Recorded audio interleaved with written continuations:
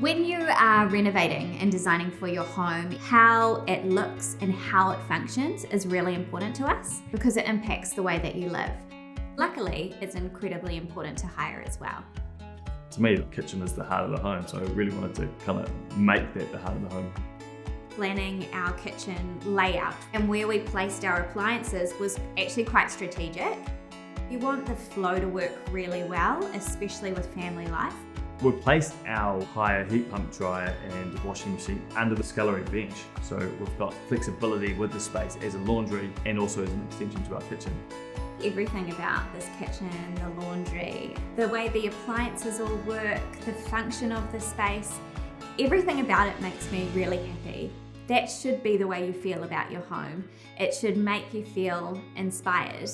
It should make you love the home you live in.